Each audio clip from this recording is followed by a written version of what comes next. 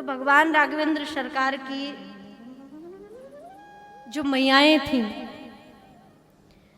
दशरथ महाराज का चौथापन आ गया, लेकिन महाराज के यहाँ कोई संतान नहीं थी और संतान ना होने के कारण थोड़ा दुख तो था, लेकिन उस दुख को किसी को सुनाते नहीं थे, कहते नहीं थे।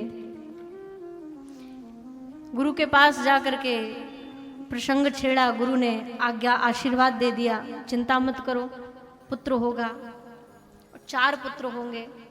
और उस वचन को पूरा करने के लिए वशिष्ठ जी महाराज ने पुत्र कामेष्टि यज्ञ करवाया, श्रृंग ऋषि को बुला करके।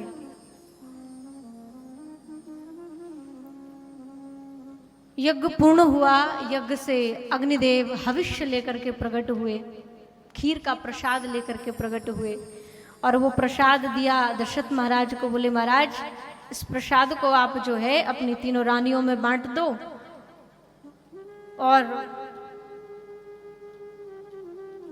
जिसे सुंदर, जो भी वशिष्ठ जी महाराज ने मन में सुंदर विचार किया है, वो विचार आपका पूर्ण हो जाएगा।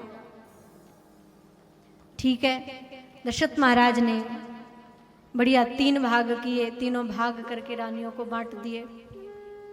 उस प्रसाद को रानियों ने ग्रहण किया। ग्रहण करने के पश्चात भगवान गर्भ में आने की लीला करते हैं। भगवान गर्भ में पधारे। बड़ा गोस्वामी तुलसीदास जी महाराज कहते हैं, जादन ते प्रभु गर्भ ही आए, सकल लोक सुख संपत्ति छाए। भगवान के आ जाने के बाद ऐसा नहीं कि अयोध्या में कमी थी, संपत्ति की, सुखों की, आनंद की खूब भरपूर था, सब प्रसन्न होकर के रहते थे, लेकिन सबको एक ही चिंता व्याप्त थी कि दशरथ महाराज के यहाँ संतान नहीं है। अभी तक हमारा पालन पोषण होता आया, लेकिन अब दशरथ जी का चौथापन आ गया, इनके बाद कोई इनकी संतान नहीं, तो हमारा वंश, हमारा पालन पोषण आगे कैसे चलेगा, दशरथ महाराज का वंश आगे कैसे चलेगा। लेकिन जिस दिन से प्रभु ने गर्भ में आने की लीला की, उस दिन से मानो ये भाव अवधपुर वासियों के हृदय से निकल गया। अब कोई चिंता नहीं, बढ़िया आनंद सुख से महाराज सब प्रतीक्षा में है, कब कौशल्या मैया के यहाँ पुत्र का जन्म हो। और कुछ समय बीतने के बाद वो सुंदर अवसर आया। 9वीं तिथि मधुमास पुनीता, शुक्ल पक्ष अविजित हरि प्रीता, मध्य दिवस अति शीत न घामा, सकल लोक। ऐसा अद्भुत महाराज आनंद का संचार अवधपुर में हो गया। चैत्र का महीना आया और चैत्र के महीने में भी 9वीं तिथि का आगमन हुआ। प्रभु का सबसे प्रिय अभिजित मुहूर्त का पदार्पण हुआ। और जैसे ही भगवान का अभिजित मुहूर्त, चैत्र का महीना, सब देवता जो है प्रतीक्षा में थे, और जैसे ही देखा कि भगवान के आगमन का समय हो गया, तो सबके सब अवधपुर में जाकर के और आकाश से भगवान की स्तुति करते हैं, वंदना करते हैं। खूब भगवान की प्रार्थना करी, स्तुति करी। सुर समूह विनती करी, पहुंचे निज निज धाम।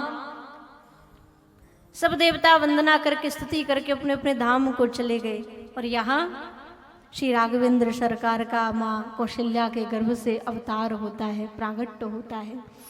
भगवान रामलला सरकार मैया के कक्ष में चतुर्भुज रूप धारण करके प्रकट हुए। बोलिए भक्त वत्सल भगवान की जय।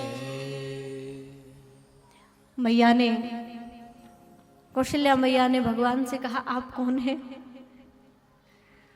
प्रभु बोले, माँ मैं आपका पुत्र हूं, आपने ही तो मुझे बुलाया था पुत्र बनकर के। तो मैया बोली, पुत्र बनकर के बुलाया था, लेकिन आप ये अद्भुत स्वरूप धारण करके क्यों आ गए हैं? ऐसी अद्भुत संतान अवधपुरवासी देखेंगे तो क्या सोचेंगे? ये 4 हाथ आपके, हाथ में शंख चक्र गदा पद्म, अरे यहाँ इन आयुधों की क्या आवश्यकता है? अयोध्या तो प्रेम की नगरी है, अयोध्या तो भाव की नगरी है, और यहाँ सब आपको प्रेम करने वाले हैं, लाड़ लड़ाने वाले। अगर ये आयुध आपके साथ रहेंगे तो कोई डर के मारे आपको प्रेम भी नहीं करेगा। भगवान बोले तो क्या करूं मां? बोले इन आयुधों को हटाओ, सुंदर वात्सल्य से भरा स्वरूप आप हमें दर्शन कराओ, पुत्र बनो। तो भगवान ने झट महाराज सब त्याग करके नन्हा सा बाल स्वरूप धारण कर लिया और ऐसा अद्भुत स्वरूप देख करके मैया कौशल्या उनको देखती ही रह गई। बोलिए राम लला सरकार की। भगवान का बड़ा अद्भुत दिव्य स्वरूप। यहाँ कैकेयी मैया के कक्ष में जो है एक पुत्र का जन्म हुआ, सुमित्रा मैया के कक्ष में 2 पुत्रों का जन्म हुआ और एक साथ जब माताओं के कक्षों से किलकारी गूंजी, गोस्वामी जी महाराज लिखते हैं, सुन शिशु रुदन परम प्रिय बानी, संभ्रम चली आई सब रानी। ऐसी गूंज हुई शिशुओं की, रोनी की ध्वनि सुनाई दी जब महलों में, सब दास दासियां यहाँ के वहां दौड़ पड़े। महाराज दशरथ के पास गए, दौड़ करके महाराज दशरथ को खबर दी, महाराज बधाई हो, बधाई हो, बधाई हो, तीनों रानियों ने सुंदर पुत्रों को जन्म दिया है। इतना जब सुना दशरथ महाराज बड़े प्रसन्न हो गए। अरे महाराज ऐसी अद्भुत आनंद की लहर दौड़ पड़ी अयोध्या में, पूरे अवध में खबर पहुंचा दी। सब घर में चौक पुर गए, कलश रखे, बंधन बार बंधे, हर घर में मानो केवल दशरथ महाराज के यहाँ पुत्र नहीं आए, हर अवधपुर वासी के घर में राम ने जन्म लिया है, पुत्र ने जन्म लिया है। ऐसा दिव्य अद्भुत आनंद सब मनाते हैं। तो आइए हम सब मिलकर के अयोध्या धाम चलें और भगवान रामलला सरकार के जन्मोत्सव को हम आप सब मनाएं। एक बार बड़े भाव से जय घोष करेंगे, बोलिए रामलला सरकार की जय। अयोध्या